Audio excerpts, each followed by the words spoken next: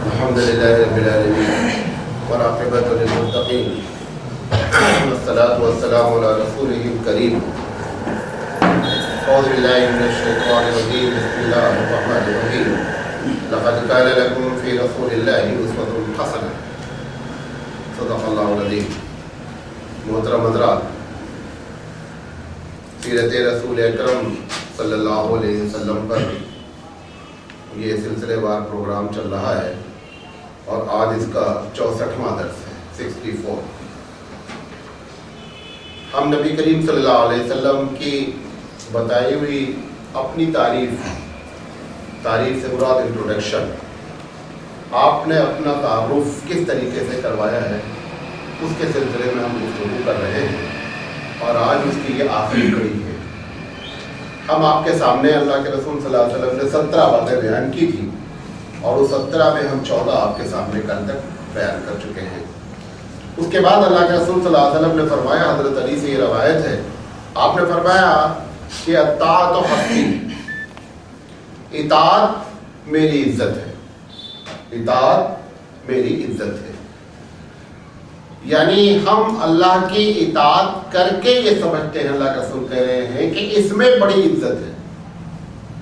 اس کو تھوڑا سا سمجھ لیں۔ عموماً جب آدمی نیکی کرتا ہے، نمازیں خوب پڑھتا ہے، اچھے اخلاق پیش کرتا ہے، کوئی دکھاوے کے طور پر نہیں، صحیح میں اچھا آدمی، تو وہ یہ سمجھتا ہے کہ حقیقت میں اس کی بنیاد پر ہم کو عزت ہے۔ حالانکہ یہ ساری صفت، اچھے اخلاق، نماز، روزہ، عبادت جتنی ہیں، وہ سب اللہ کے رسول میں ایک دم مکمل اور کامل شکل میں موجود تھی۔ اللہ کے رسول صلی اللہ علیہ وسلم کو کہنا چاہیے تھا کہ میرا اخلاق میرے لیے عزت کا باعث ہے۔ یہ آپ نے نہیں فرمایا۔ آپ نے یہ فرمایا کہ میں اپنی عزت اس میں محسوس کرتا ہوں کہ میں پروردگار عالم کا اطاعت گزار ہوں، اس پر مجھے عزت محسوس ہوتی ہے۔ اگر زندگی میں، غور سے سنیے گا یہ باتیں، اگر زندگی میں یہ آدمی کی سمجھ میں آ جائے کہ اصل چیز اطاعت الہی ہے ہر چیز میں۔ ابھی میں آپ سے کہوں کہ آپ تیسرا حج کرنے جا رہے ہیں، آپ نہیں جائیں، آپ کے محلے میں لوگ پریشان ہیں، وہ 1.5 روپے دے کر کے 2-4 فیملی کو اسٹیبلش کر دیں، ان کو کچھ مدد کر دیں، کھڑے ہو جائیں، اس کو یہ بات پسند نہیں آتی۔ پتہ چلا وہ حج میں بھی حظ نفس ہے، حظ نفس یعنی دل کو اچھا لگ رہا ہے، اس وجہ سے ہم وہ تیسرا حج کرنے جا رہے ہیں۔ اللہ کے رسول کا اس میں کیا حکم ہے یہ بات سمجھ میں نہیں آ رہی ہے۔ اللہ کے رسول جو ہماری عادت ڈالنا چاہ رہے ہیں، جو ہماری جو تربیت کرنا چاہ رہے ہیں کہ آپ اپنے دل کے اچھے لگنے کے لیے کوئی کام نہیں کیجئے، بلکہ کام اس لیے کیجئے، یہ حکم الہی ہے ہر چیز میں۔ صلح حدیبیہ ہوئی، ابھی آپ وہاں تک نہیں پہنچے سیرت میں، اب اگلا جو پڑاؤ ہے ہمارا وہ صلح حدیبیہ سے شروع ہونے والا ہے انشاءاللہ زندگی نہیں۔ صلح حدیبیہ میں ایک شرط رکھی گئی۔ صلح حدیبیہ کیا ہے تھوڑا سا بتا دیتا ہوں۔ نبی کریم صلی اللہ علیہ وسلم نے خواب دیکھا کہ میں بیت اللہ کا طواف کر رہا ہوں۔ آپ نے صحابہ سے کہا کہ میں عمرہ کرنے جانا چاہ رہا ہوں۔ سن 6 ہجری کی یہ بات ہے۔ صحابہ میں سے ایک بڑا طبقہ ساتھ ہو گیا کہ اللہ رسول ہم بھی آپ کے ساتھ کیا کریں گے، عمرہ کریں گے۔ نبی کریم صلی اللہ علیہ وسلم نکلے، تقریباً 1000 صحابہ بھی ساتھ میں، بڑے جید قسم کے صحابہ، عمر، ابوبکر جیسے لوگ ساتھ میں۔ مکے سے تھوڑی دیر پہلے مکے والوں نے کہا کہ صاحب ایسا ہے کہ آپ کے لیے یہ ایریا بین ہے، آپ اس ایریا میں داخل نہیں ہو سکتے۔ نبی کریم صلی اللہ علیہ وسلم نے سمجھانے کی کوشش کی کہ دیکھو یہ اللہ کا گھر سب کے لیے ہے، بہرحال وہ ساری کوششیں بیکار ہو گئی۔ انہوں نے کہا اگر آپ کو کرنا ہی ہے عمرہ تو اس سال نہیں کرنے دیں گے، اگلے سال کرنا۔ مطلب کیا، ناک ہماری اونچی رہنا، تم جو اپنے ارادے سے آئے ہو تم واپس جاؤ، ہماری ناک اونچی ہے، ہم نے کہا نہیں کرنے دینا ہے، نہیں کرنے دینا۔ انہوں نے کہا ٹھیک ہے، اللہ کے رسول نے کہا ٹھیک ہے، کہا چند شرائط ہیں، یہ شرط نوٹ کر لیجئے۔ دونوں پارٹی میں شرط لکھی گئی، لمبی چوڑی شرط، اس میں سے ایک شرط یہ لکھی گئی کہ اس درمیان میں 10 سال کے لیے دیکھا گیا کہ جنگ ہماری تمہاری کوئی جنگ نہیں ہوگی. اوکے, بہت اچھی بات. دوسری شرط لکھی کہ اگر کوئی مسلمان مکے سے مدینہ چلا جائے گا تو آپ اس کو مدینے میں اسٹے نہیں دے سکتے, آپ کو مکہ واپس کرنا پڑے گا. یعنی مسلمان ہو کر کے بھی کوئی مدینہ آ گیا تو اس کو واپس کہاں جانا ہے؟ مکے جانا ہے. اور اگر تمہارا کوئی آدمی مکہ آ گیا تو ہم واپس نہیں بھیجیں گے. الٹی شرطیں رکھی جا رہی. حضور نے کہا اوکے, کوئی بات نہیں. حضرت عمر رضی اللہ تعالیٰ عنہ جلال میں آگے کہا تو کیا ہے, کوئی شرط ہے, کوئی ہم ان سے دبنے والے ہیں, ہمیں 1000 آدمی ہے, بھون کے رکھ دیں گے ان کو, کس چکر میں یہ لوگ ہیں. اب جب یہ بولے تو حضرت سہیل بھی بولے, حضرت حسین بھی بولے, 3-4 لوگ بولے. اللہ کے رسول دیکھ رہے ہیں کہ یہ ایمانی تڑپ ہے, جو ایسا نہیں ہے کہ حضور کی نافرمانی کر رہے ہیں, ایمانی تڑپ جذبے میں آ گئی. اللہ کے رسول نے کچھ نہیں کہا, عمر شانتی اختیار کرو, عمر تم غلط کر رہے ہو, عمر. اللہ کے رسول اپنے بارے میں کہہ رہے, دیکھو انی رسول اللہ, میں اللہ کا رسول ہوں, ولا آسیہ, میں اس کی نافرمانی نہیں کرتا, میں اس کی نافرمانی نہیں کرتا, وہو ناصری, اور وہ میرا مددگار ہے. ان کا دل چاہ رہا ہے عمرہ کرنے کا دل, اور یہاں اللہ کی اطاعت, اللہ بولا ہے کہ جو شرط رکھے سب مانو محمد صلی اللہ علیہ وسلم. دیکھنے میں بھی الٹی, ادھر مسلمانوں کی عزت کا معاملہ, ادھر کافروں کی ناک اونچی ہونے, سب کو برداشت کر رہے ہیں. کس پر؟ کیونکہ حضور نے فرمایا میری عزت اللہ کی اطاعت میں. اللہ بولا ہے مجھ سے جو یہ بولے وہ کہ کرو. کوئی چیز اللہ کے رسول سے بچلا نہیں سکی, حالانکہ اتنی طاقت تھی 1000 کہ یہ مکے والوں کو کھلا ہوا چیلنج دیا جا سکتا تھا. لیکن اللہ کے رسول صلی اللہ علیہ وسلم نے فرمایا کہ اللہ نے مجھ سے یہی کہا ہے. صرف ابو بکر صدیق رضی اللہ تعالیٰ عمر کو سمجھائے, عمر کیا کر رہے ہو, تمہیں معلوم ہے کون صلح کر رہا ہے؟ یہ اللہ کے رسول ہیں, گائیڈڈ بائی اللہ ہے, اس کے اشارے پر صلح ہو رہی ہے. ہم لوگوں کو اپنا منہ چپ کر کے بننا ہے. یہ صدیق ہے. اس نے کل بتایا تھا کہ انبیاء کے بعد کس کا درجہ ہوتا ہے؟ صدیق کا ہوتا ہے. صدیق اس راز کو پکڑ پا گیا, عمر کا جلال جو ہے وہ جوش میں آ گیا. پروردگار عالم نے جو کہا تھا, اللہ کے رسول فرمایا میں اللہ کی نافرمانی, یہ نہیں کہا عمر تمہارا جذبہ غلط, کچھ نہیں. کتنا بہترین جواب دیا جا رہا ہے کہ اب لوگوں کو یہ ہو رہا ہے کہ کافروں کے نام پوچھے ہو رہی ہے, ہم سرنڈر ہیں, جبکہ ہم اس وقت طاقت میں ہیں, ہماری عزت کی کوئی بات ہی نہیں ہو رہی ہے, یہ الٹی کھوپڑی ہمارے اوپر لادی جا رہی ہے. تمہارا آدمی جائے تو واپس کرو, ہمارا آدمی جائے تو واپس نہیں کرنے کا, یہ کیا ہے؟ اللہ کے رسول کہہ رہے ہیں میں اللہ کی نافرمانی. یہی بات یہ کہہ رہے ہیں اطاعت حسبی, کہ اللہ کی اطاعت میں ہماری کیا ہے؟ عزت ہے. یہی بات ہماری زندگی میں آنی چاہیے. اچھا کام بھی کرنا ہے, اس لیے نہیں کہ دل کو اچھا لگتا ہے, اچھا کام اس لیے کرنا ہے, یہ حکم الہی ہے. اگر یہ چیز ہماری زندگی میں آ جائے تو وہ سب سے بڑا عزت والا اور سب سے بڑی دولت اس کو نصیب ہے. لیکن ہوتا یہ ہے دنیا کے جو دوسرے کام ہیں اس میں تو ہم اپنے مزاج کے مطابق کرتے ہی کرتے ہیں. دنیا کے کام میں بھی ہم اپنے نفس کے تحت کام کرتے ہیں. جو ہمارا نفس کہتا ہے, جس میں ہم کو اچھا لگتا ہے, ہم اس کے تحت کام کرتے ہیں. مثال کے طور پر ہم یہ کہہ رہے ہیں کہ آپ اتنا شادی میں خرچہ نہیں کریں, اس پیسے میں کوئی غریب کی شادی کرا دیں. نہیں سمجھ میں آتی بات, کیوں؟ اچھا لگتا ہے, 10-20 لوگ آئے ہیں, ہزاروں لوگ گلے ملیں گے, لفافہ دیں گے, یہ ہوگا, وہ کتنا اچھا ان سب چیزیں میں لگتا ہے. وہ حج دوبارہ کیوں جاتا؟ پورے ٹرین میں پھول مال لادے جا رہے ہیں, نعرے تکبیر اللہ اکبر, 4 آدمی 10 آدمی لینے جا رہے ہیں, 2-4 آدمی چھوڑنے جا رہے ہیں. ایک آدمی کا جا کر چپکے سے گھر بنا دیا, کون دیکھنے والا, نعرے تکبیر کون لگاتا؟ محلے والے لگاتے, کیا کوئی نہیں لگاتا. لہذا ہم عمل بھی عبادت بھی کرتے ہیں تو کس وجہ سے؟ حد نفس کہتے ہیں, نفس کو خوش کرنے کے لیے, نفس کو اچھا لگنے کے لیے. اللہ کے رسول صلی اللہ علیہ وسلم فرما رہے ہیں ہمارے نفس کی کوئی بات نہیں, ہم عبادت کریں یا دنیا کا کوئی کام کریں, سامنے ہمارے ایم ہوتا ہے اطاعت الہی، اور اس اطاعت الہی کو ہم کیا سمجھتے ہیں کہ اس میں میری عزت ہے. بات سمجھ میں آ گئی؟ ایک تقریر میری کبھی انشاءاللہ کروں گا آپ کے سامنے بھی. اسلام میں ترجیحات، ترجیحات سمجھتے ہیں؟ پریفرنس، کس کام کو کس وقت کرنا، یہ ایک بہت بڑا سوال ہے. یہ جو میں نے آپ کی حج کی بات کہی نا، یہ بھی یہی ہے. جب ایک آدمی پریشان ہے، مولانا ارشاد علیہ رحمہ کہا کرتے تھے کہ حج کرنا نفل ہے، حج کرنا نفل ہے.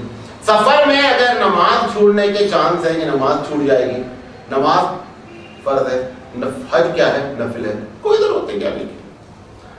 آپ کو بڑی محبت ہے، بڑا اچھا لگا، اللہ تعالیٰ اس اچھے لگنے میں ثواب دے دے گا. جانے کے بعد ہی ثواب نہیں ملتا. ثواب کا تو دار و مدار دل کی کیفیت پر رکھا ہے. یہ تو دنیا والے ہیں جو آپ کے عمل کرنے پر آپ کی سیلری بڑھاتے ہیں، پروموشن بڑھاتے ہیں. پروردگار عالم کی تجارت ایسی نہیں ہے. پروردگار عالم صرف دیکھتا یہ ہے کہ اس تجارت میں اس کی کیفیت کیا ہے، کیفیت کی بنیاد پہ ثواب کیا کرتا ہے، رکھ دیتا ہے.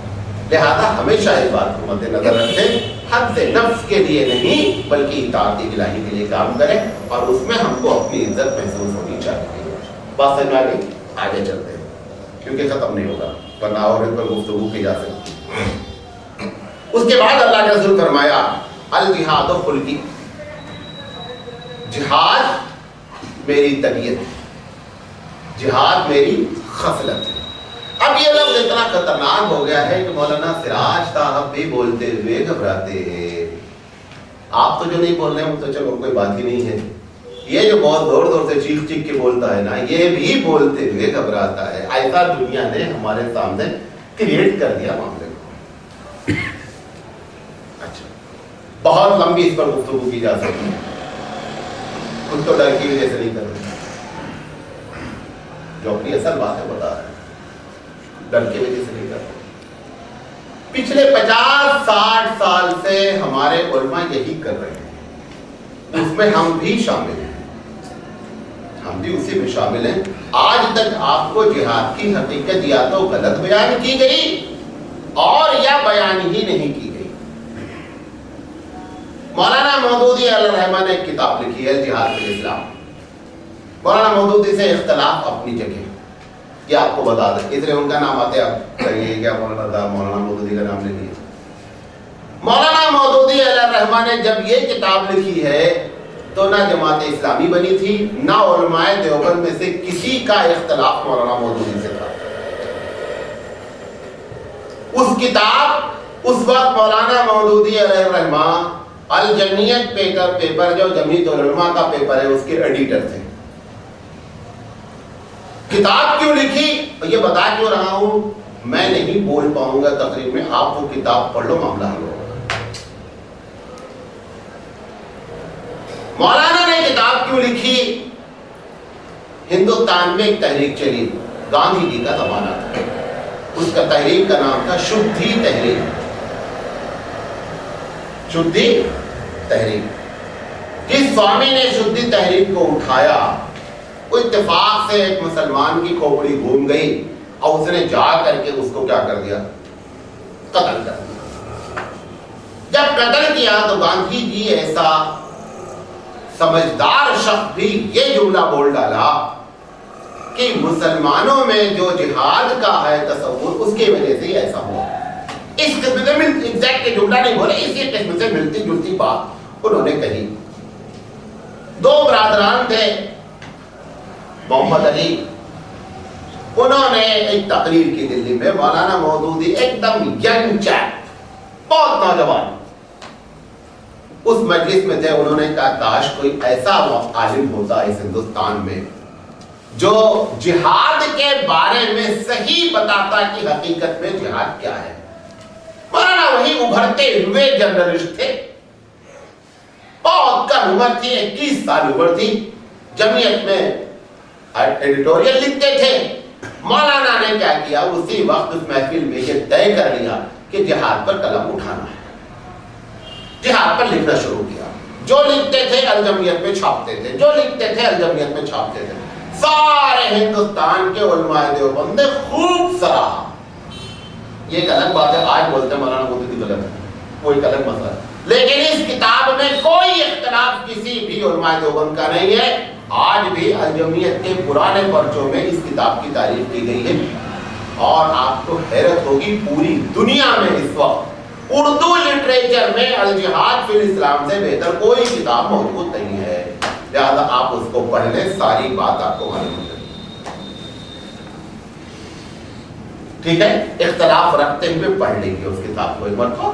یہ جتنا لوگ آپ کو کنفیوز کر رہے ہیں، وہ چاہے کہتے ہیں کہ آپ بلاش کر دو، یہ سارے کی حقیقت انہوں نے ایک دم اسلامک وے میں بات کی ہے کہ حقیقت میں جہاد کیا ہے، اور یہ جو برقرایا جا رہا ہے یہ کیا ہے، ساری چیزوں کے بارے میں انہوں نے غیر مسلموں کو بھی سمجھانے کی کوشش کی کہ آپ جہاد کے معنی کو سمجھیں، جہاد کب ہوتا ہے اس بات کو سمجھیں، جہاد کس سے ہوتا ہے اس بات کو سمجھیں۔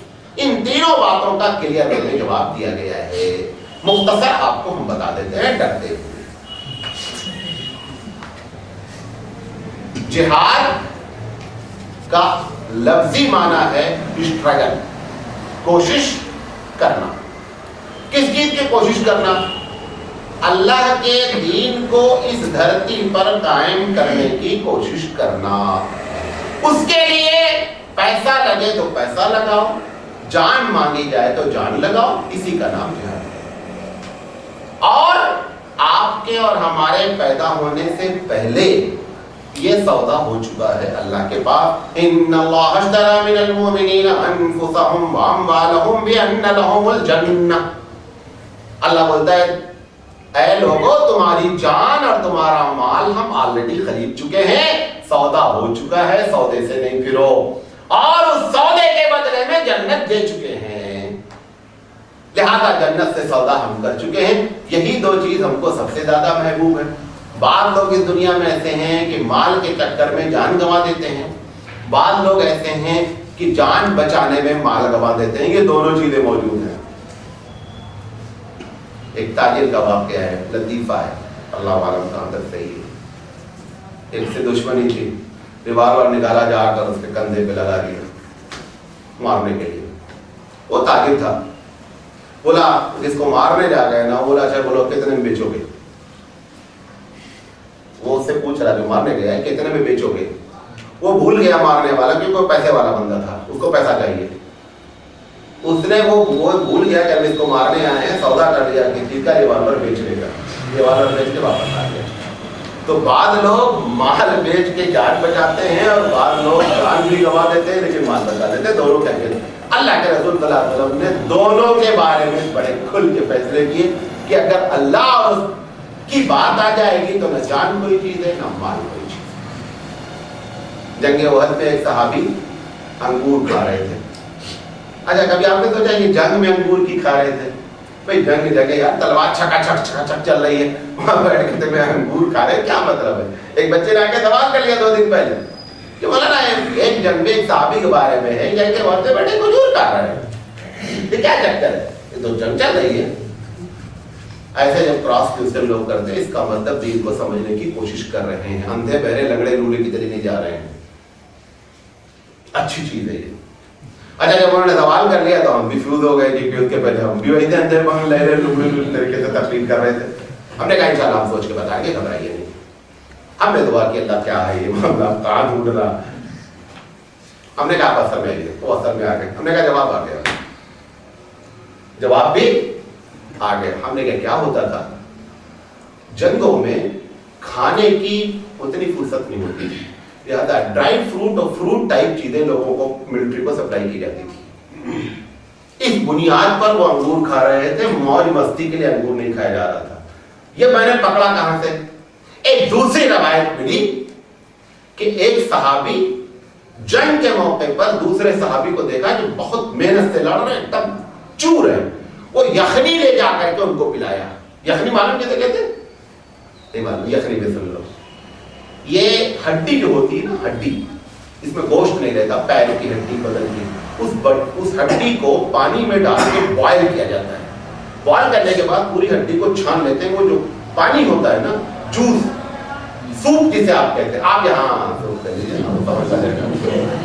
وہ سوپ لے جا کر کے اس صحابی کو پیش کیا انہوں نے کہ تاکہ ان کو طاقت ہے. اس سے میں نے لنک کیا کہ یہ جو انگور کھانے کا واقعہ ہے یہ یہی واقعہ ہے. وہاں یخنی پلائی گئی ہے وہ صراحتاً حدیث میں موجود ہے, یہاں انگور کھانے کی بات ہے. وہ انگور کھانے کی بات کیوں کہا؟ وہ انگور کھا رہے تھے. اتنے میں اللہ کے رسول نے اعلان کر دیا کہ جنت میں بہت اچھا پھل ہے شہادت کا. وہ جتنا انگور کھائے تھے بقیہ وہیں پھینکے, بولے ہم کو وہ کھانے کا, ہم کو کس کو کھانے کا ہے؟ وہ جنت. یہ سب ہمارے لیے کس سے کہانی ہے, ہم تو بزدل لوگ ہیں, یہ سب ہماری کھوپڑی میں اترتی ہی نہیں ہے بات. کوئلے والوں کے ساتھ بیٹھو گے تو کپڑا کیا ہونا کا ہے؟ کالا ہونا ہے. ادھر والوں کے ساتھ بیٹھو گے تو خوشبو ملے گی. کفر کے ساتھ رہنے پر یہ سب کفر کے اثرات اپنے آپ مرتب ہوتے ہیں, آپ چاہیں اور یا نہیں چاہیں. یہ کفر کے اثرات ہوتے ہی ہوتے ہیں کہ ہم بزدل ہو جاتے ہیں. ایک پٹھان روٹی لگا تھا, زمانے عام رہتے تھے. ایک پٹھان دو نان سے کم نہیں کھاتا. یہ چھوٹی والی نان نہیں, میں 2 نان لاتا تھا. ایک دن اس نے پوچھا, مولانا تمہارے گھر میں کتنے آدمی ہیں؟ بولا چھوٹے بڑے ملا کر کے 7 آدمی ہیں. بولا 7 آدمی میں 2 نان. کہاں سے تمہارا تعلق ہے؟ میں بولا انڈیا کا ہوں. تو بولا مرغی کی طرح کھاتے ہیں, اسی لیے تو کوئی بزدل لوگ. مرغی 2 روٹی ہم اکیلے کھاتے ہیں, 2 روٹی ہم اکیلے کھاتے. تم 7 آدمی چھوٹے بڑے مل کر کے 2 روٹی کھاتے ہو. ایسے ہی تم کو رہنے کا چوزے کی طریقے سے. بات سمجھے؟ تو یہ جو جہاد ہے اس کو سمجھنے کے لیے آپ اس کتاب کا مطالعہ کر لیں. یہ ایک الگ بات ہے, کرنا آپ کو نہیں, بہرا میرا کام تھا بتا دینا, بتا دیا ہوں. اس کا پورا تعارف کے ساتھ بتا دیا. اور رہی یہ بات جو لوگ کنفیوز کر رہے ہیں, یہ جو بم بلاسٹ ہوتا ہے اس کو کوئی جہاد نہیں, اس کے بارے میں بھی کلیئر ہونا چاہیے. ایک آدمی کی بھی جان اس وجہ سے جائے کہ اس کو معلوم نہیں ہو میں کیوں مرا ہوں, اس کا ذمہ دار اس بندے کو ہونا ہے جس نے جان لی ہے. نہیں سمجھے میری بات کو؟ راستے میں ایک آدمی جا رہا ہے, بم بلاسٹ ہو گیا, مر گیا. اس کو قیامت میں پوچھا جائے گا کہ آپ کو کیوں مارا گیا؟ اس کو جواب معلوم ہے, اللہ میں اس لیے مارا گیا, وہ بڑا شرارت والا تھا, میں کچھ اسے معلوم ہی نہیں ہے. یہ بات اس کو معلوم ہونے چاہیے میں کیوں مرا ہوں. مطلب کیا؟ انوسینٹ بے گناہ کو اگر کسی نے مارا ہے, ایک قطرہ خون بھی اگر ہماری ذات سے زمین پر گرا ہے تو ہم ذمہ دار ہیں, اس سے ہم بچ نہیں سکتے. قرآن مجید کہتا ہے جب بچیوں کو زندہ درگور کر دیا جاتا تھا, اس کے بارے میں قرآن کی ایک آیت قتلت, اللہ اسے اٹھا کے پوچھے گا کیا ماں تمہیں کہیں کو مارا گیا؟ وہ بیچاری کو جواب معلوم ہونا, اللہ میں بہت بدماش تھی, وہ تو چھوٹی بچی ہے. اللہ ایسا سوال کر رہا ہوتے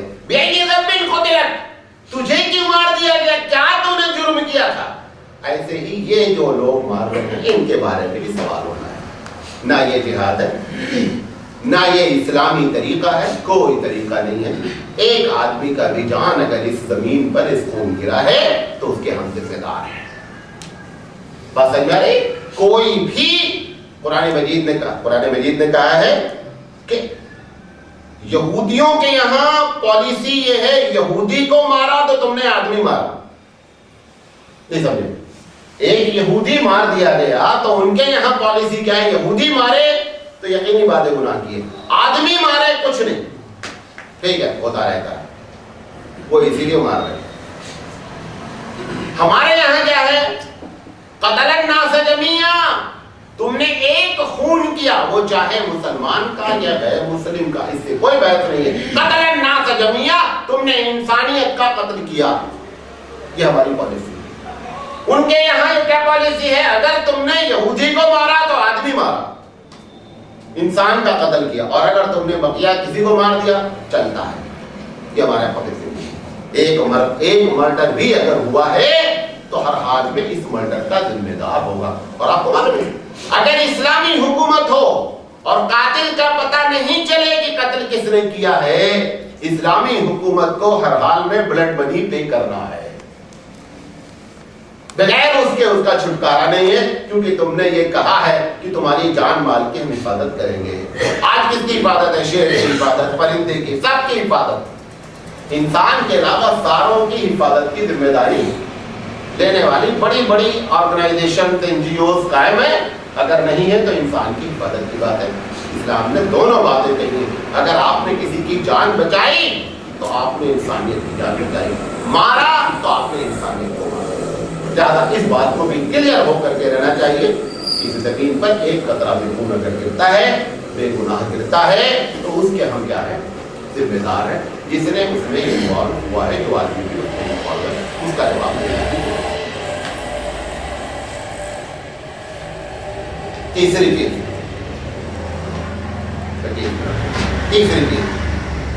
قرۃ عینی فی الصلاۃ، آخری بات آپ نے فرمائی کہ میری آنکھوں کی ٹھنڈک نماز میں۔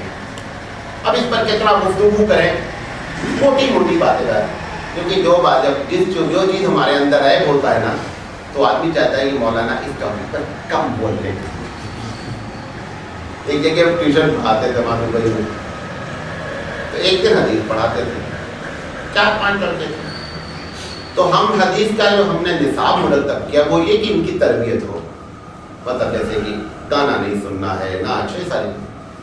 تو جب حدیث والا دن آیا تو حدیث والا جب دن آیا تو ایک بچہ کہہ رہا ہے سر یہ حدیث والا دن جو ہے نا اس کو بھی قرآن کا ڈالو۔ میں بولا کیوں؟ کہا جتنی باتیں اس میں ہیں سب ہمارے اندر موجود ہیں، یہ نہیں پڑھے تو یہ اس کو پڑھتے اندر سے کیا ہوتی ہے، ہم کو الجھن شروع ہو جاتی ہے۔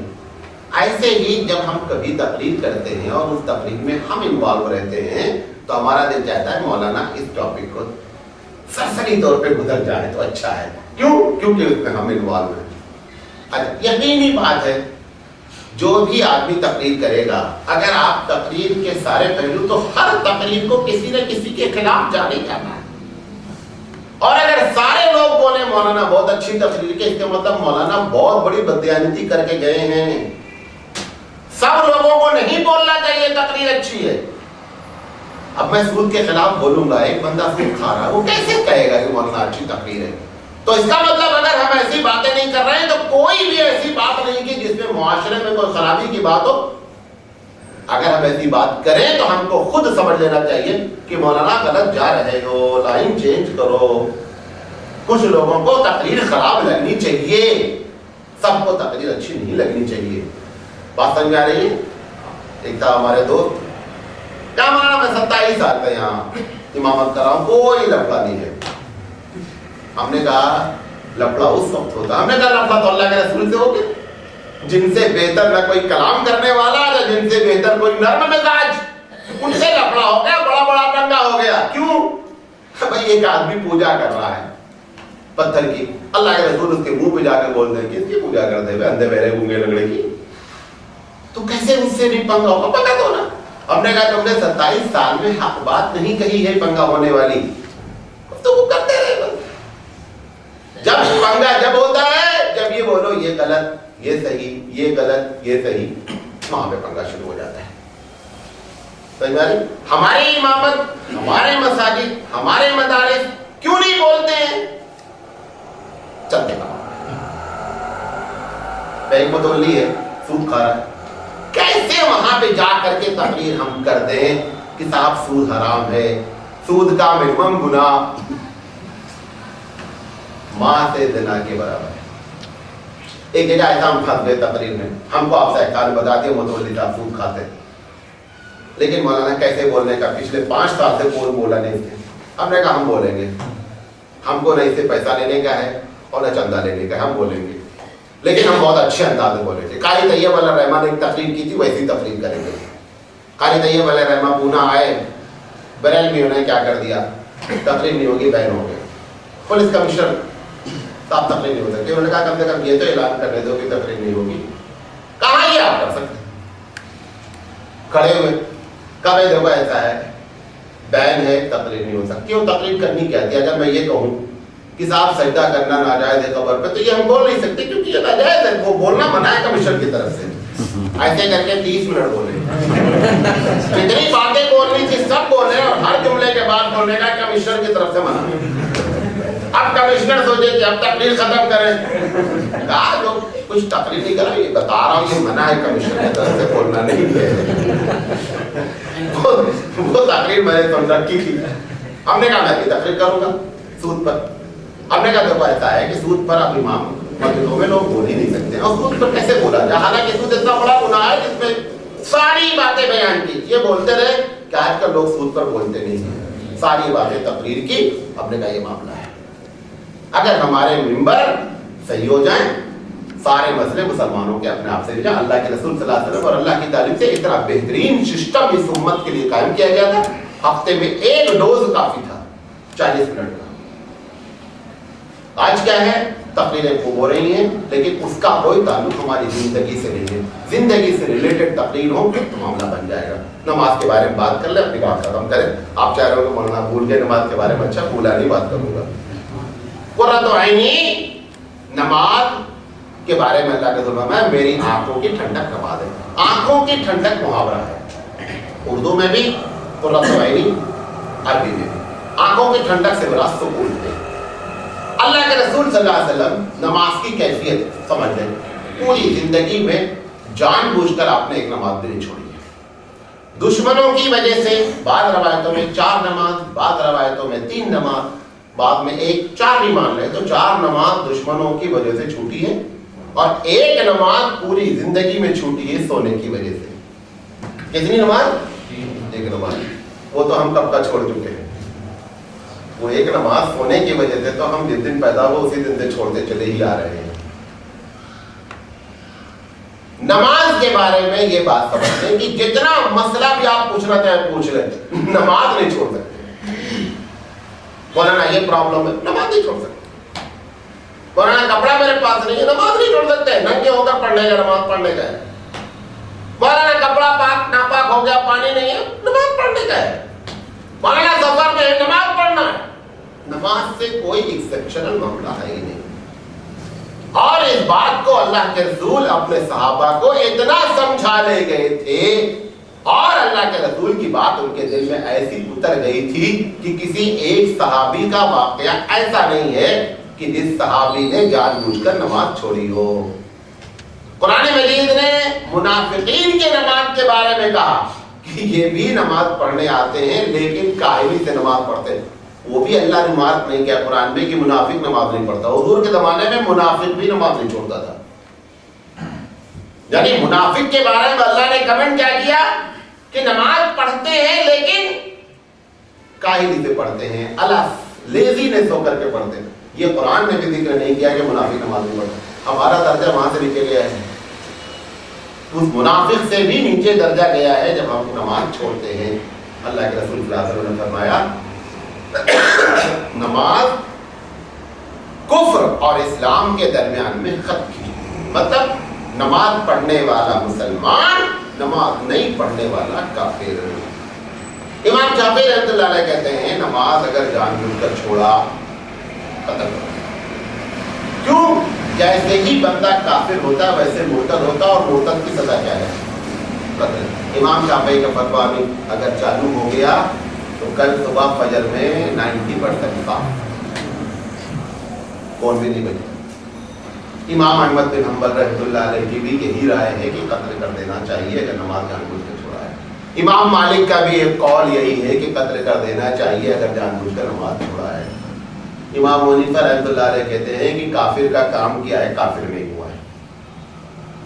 کافر کا کام کیا ہے، کافر نہیں ہوا ہے. اس کو فوراً اریسٹ کیا جائے گا، جیل میں ڈالا جائے گا. اگر توبہ نہیں کرے گا، نماز کا انکار کیا جائے گا، تب معاملہ دیکھا جائے گا. یہ ہے نماز کے بارے میں فتویٰ. اب ہم کو اس پر سنجیدگی سے غور یہ کرنا ہے کہ ہماری کیفیت. اللہ کے رسول کہتے ہیں نماز ہمارے لیے سکون ہے. دیکھیں اپنی بزرگی ہم کو اندازہ لگانا ہے کہ اللہ کے نزدیک ہماری کیا حیثیت ہے، یا ہم صحیح میں نیک ہیں نہیں نیک ہیں. نماز ہے تھرمامیٹر. وہ نماز کیسی؟ 2 کیفیت ہونی چاہیے. نماز میں کتنا دل لگ رہا ہے نماز پڑھنے میں، دیر میں جانے کا جلدی آنے کا. یہ ہمارا سسٹم ہے. کس کا؟ وہ جو نماز نہیں جا رہے ان کی بات نہیں کر رہے، ان کی بات کریں جو نماز جاتے ہیں. جو نہیں جا رہے ہیں ان کا تو الگ ڈپارٹمنٹ ایک ہے، جو جانے والے ہیں ان کا ڈپارٹمنٹ ہے جانا ہے آخر میں، آنا ہے جلدی۔ پیچھے اچھا جب جاؤ گے جب دیر میں تو کہاں رہو گے، پیچھے نکلنے میں بھی آسانی رہتی، پیچھے رہے تو پہلے سب میں رہے تو پرابلم آ سکتی نا، کوئی کھڑا رہا تو نہیں نکل سکتے، تو ان کی لاجک ہے دیر میں جانے کا جلدی نکلنے کا۔ اللہ کے رسول فرماتے ہیں نماز میں مومن کی مثال، مسجد میں مومن کی مثال ہے جیسے مچھلی پانی میں۔ مچھلی کو پانی اچھا لگتا کہ نہیں؟ اچھا، اگر ہم کو مسجد اچھی لگ رہی ہے تو یہ سمجھ لیں کہ حقیقت میں ہم اللہ کے نزدیک کچھ ہماری کیفیت ہے، اور اگر مچھلی کی طریقے سے ہماری کیفیت نہیں ہے وہاں سے نکالنے کی بات ہے تو اس کا مطلب ابھی اسلام کے بارے میں معاملہ کچھ بنا نہیں ہے، بننا چاہیے۔ ایک بات، نماز چھوٹ جانے پر چھوٹنے ہونے میں اندر سے الجھن ہونی چاہیے، نماز نہیں پڑھے یار، نماز کا وقت جا رہا ہے، کام رکا ہوا، یہ کیفیت پیدا ہونی چاہیے۔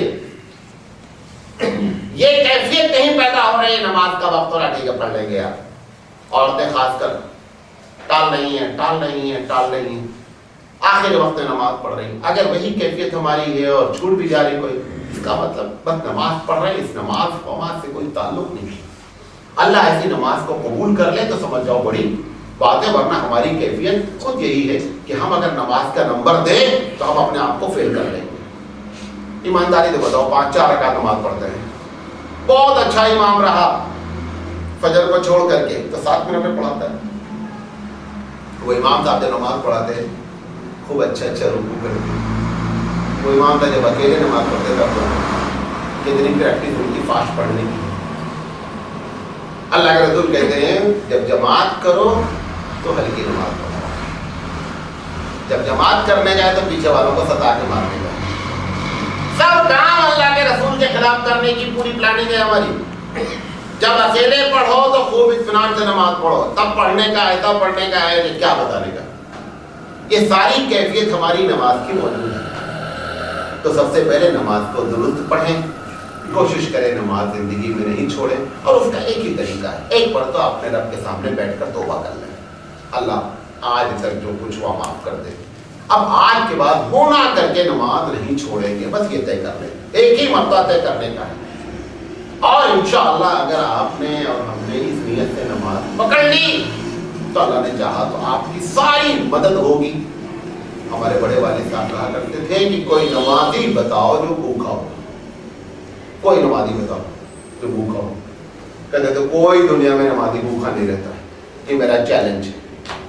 بھوکا اس لیے ہے کہ نماز نہیں پڑھتا، کوئی نمازی بھوکا نہیں رہتا۔ اللہ تعالیٰ اس نمازی کے لیے دوسرے کے دل میں بانٹ ڈالتے ہیں۔ ابھی مسجد پہ جانے لگے گا آدمی پریشان، آپ دیکھیں جو مستقل نمازی ہیں ان کو فکر ہوتی ہے کہ یہ بندہ پریشان ہے، اس کی کچھ مدد کرنی چاہیے، چپکے سے دھیرے سے، بچے کے ایڈمیشن کے بہانے، سارے بہانے، سب یہ سب کس کی برکت ہے؟ اس نماز کی۔ لہذا نماز کی پابندی ہر حال میں کرنے کی کوشش کرے۔ اچھا، ایک ہے نماز کی پابندی کرنا اور گھر والوں کو کرانا۔ ویسے تو بیوی بچوں کو بہت چاہتے ہیں۔ اچھا تمہارے سامنے ہی مانتے بتاؤ، ہمارے بیوی کو ایک آدمی پکڑ کر آگ میں ڈال دے، ڈالنے دیں گے؟ اچھا ٹھیک ہے لے جاؤ یار، بہت عاجز ہے چلو۔ اگر بیوی کو ڈالے بھی تو بچے کو تو نہیں ڈالنے دیتے۔ ایک بار تو بیوی سے بیدار ہے تو لگ گئی، چھٹکارا ملا، لیکن جس کو بیوی سے محبت وہ تو چھونے بھی نہیں دے گا، اسی بیوی کو تو جہنم میں جانے کا ہے۔ وہ آپ کو ہم کو فکر کیوں نہیں رہی کہ اس کو وہاں والی اصل آگ سے بچانے کا، اس کا ٹمپریچر تو بہت کم ہے، اس والی کا اس کا بہت ہائی ٹمپریچر ہے۔ وہی بیوی کو وہاں بھی جانا ہے، بچے کو کوئی محلے والا ایک جھاپڑ مار دیا، اوئے ہوئے ہوئے ہوئے تو ہنگامہ شروع ہو، کون ہوتے ہیں ہمارے بیٹے پڑھنے والے؟ وہی بیٹے کو جہنم میں ڈنڈے پڑنے کا تیاری پوری کرا رہا اور فکر نہیں کر رہا ہے کہ یہاں پر ایک جھاپڑ میں اتنی تکلیف ہے، وہاں ڈنڈے پڑنے والے ہیں ہماری وجہ سے۔ تو اپنا بھی نماز پڑھیں، اور اگر حقیقت میں بیوی بچوں سے محبت ہے تو ان کو بھی نماز پڑھائیں۔ کسی بھی مسئلے میں تو خیر ممکن نہیں ہوں، کسی مسئلے میں یہ نہیں لکھا ہے کہ بچے کو مارو، صرف لکھا ہے نماز چھوڑنے پہ مارو۔ کہیں اور واقعہ کسی میں نہیں لکھا ہے، صرف لکھا ہے نماز بولو، نماز نہیں پڑھتا ہے 9 سال کا ہو گیا تو اس کو مارو۔ وہ اسلام جو مارنے کی بڑی مخالفت کرتا ہے، وہ مارنے کی ترغیب دلا رہا ہے نماز کے لیے۔ لہذا دیکھو نمازی بہت لوگ ہیں بڑی اچھی نماز پڑھ رہے ہیں، گھر والے خوب مستی کر رہے ہیں، پکڑے جانے کا ہے، چھوٹنا نہیں ہے۔ نماز نہیں پڑھنے کی وجہ سے نہیں کہ انہیں نماز نہیں پڑھ جاتا، تم کو نماز کے لیے آپ نے کہا کیوں نہیں، اس کے باوجود نہیں پڑھتی تب معاملہ دوسرا ہوتا، لیکن ہمارے لاکھ سمجھانے کے باوجود نہیں پڑھی ہے تب وہ ذمہ دار ہے۔ لیکن اگر ہم نے سمجھایا ہی نہیں ہے، بڑے سکون سے اڑ کے چپ کے سے فجر میں چلے جا رہے ہیں، بیوی بچوں کو ڈسٹرب نہیں ہونا، یہ طریقہ مسلمان کا نہیں ہے۔ ڈسٹرب کر کے جاؤ، جگا کے جاؤ، اٹھا کے جاؤ۔ بعض لوگ ایسے ہیں نا، اٹھا کے چلے جائے پھر بیوی سو رہی ہے، وہ سمجھتے ہم ہماری بلکہ ہم نے جگا دی، نہیں، جب تمہیں معلوم ہی نہیں پھر سو جاتی ہے تو وہیں کھڑے ہو کر جگا کر اٹھا کے جانے کا۔ کسی کے اوپر پانی ڈالنا اچھی بات ہے؟ اللہ کے رسول کہتے ہیں نماز کے لیے تہجد میں وہ میاں بیوی بڑے اچھے ہیں جو پانی ڈال کر اٹھاتے ہیں۔ اچھا سب کو پانی ڈال دیں، اچھا لگے گا، ماشاء اللہ کیا اچھا ہے، تکلیف ہوگی، زبردست ٹینشن آئے گا۔ اس ٹینشن کو اس اسلام نے برداشت کرایا جو کوئی ٹینشن برداشت نہیں کرتا۔ وہ بولتا مبارک ہیں ایسے جوڑے جو پانی چھڑک کر کے ایک دوسرے کو جگاتے ہیں کہ چلو تو بھائی تہجد پڑھ لو۔ نماز کی اس طریقے سے اہمیت اللہ کے رسول صلی اللہ علیہ وسلم نے، تو خود بھی نماز پڑھیں، گھر والوں کو پڑھانے کی کوشش کریں۔ بیوی نماز نہیں پڑھی، مثال ہے تو نہیں پڑھ رہی ہے، اب بولے آج کے ساتھ فجر میں نہیں پڑھی، بولے اب ناشتہ ہم تمہارے ہاتھ کا نہیں کریں گے، آج 2 دن میں صحیح ہو جاتی، 2 دن میں۔ اور یہ ہم کو بتانے کی آپ کو ضرورت نہیں، آپ ہم سے زیادہ ہوشیار ہیں۔ آپ کو جب اس کو صحیح کرنا ہوتا ہے تو ساری ٹرک معلوم ہے آپ کو، یہ ہمارے بتانے کی ضرورت نہیں، آپ ہم سے زیادہ ماشاءاللہ جانتے ہیں کہ کس طریقے سے بیوی کو صحیح کرنے کا ہے۔ یہ ایک میں بھی اس میں طریقہ جوڑ رہا ہوں، ورنہ آپ کے پاس دوسرے بہت سے ہتھ کنڈے ہیں بیوی کو صحیح کرنے کے، بچوں کو صحیح کرنے کے۔ آپ کہہ دیں کہ آج میں آپ کے ہاتھ کا کھانا نہیں کھاؤں گا کیونکہ آپ نے نماز نہیں پڑھی ہے، چھوڑ آ جائے گے راستے پر، 2 دن میں راستے میں آ جائے گا۔ ناشتہ ہوٹل سے منگا کے اس کے سامنے کھانا کر لینے کا، ہوٹل نہیں ہے تو دور چلے جانے کا، جا کر ہوٹل میں ناشتہ کر کے آ جانے کا، آج ناشتہ نہیں کروں گا۔ بھائی اللہ کے لیے بھی کبھی لڑائی بول لو یار، اسی لیے لڑائی ہمیشہ بولتے کہ ہماری ماں کو کہیں کو، اس لیے لڑائی کیوں ہونی، ابھی اللہ کے لیے بھی ہو۔ بہن سے جواب کیوں دی، کس لیے ماں سے لڑائی، بہن سے لڑائی بیوی کی وجہ سے، ایک مرتبہ اللہ کے لیے لڑو، کتنا اچھا لڑنا اللہ کے لیے، اللہ کے لیے دوستی بھی بڑی اچھی، اللہ کے لیے لڑنا بھی بڑا اچھا۔ لہٰذا اس طریقے سے یہ سب چیزیں بتاتی ہیں کہ ہمارے اندر ایمان اور اسلام اور نماز سے محبت ہے۔ اگر یہ کیفیت نہیں ہے تو یہ اتنا جو کچھ نوکر ہو کر مار رہے ہیں، اللہ ہی مالک ہے، اللہ تعالیٰ قبول کر لے بڑی بات ہے، ورنہ جو ہے ذمہ دار ہم خود ہیں۔ واخر دعوانا الحمدللہ رب العالمین، سبحان اللہ وبحمدہ، سبحانک اللہم وبحمدک، اشہد ان لا الہ الا انت، استغفرک واتوب الیک۔ انشاءاللہ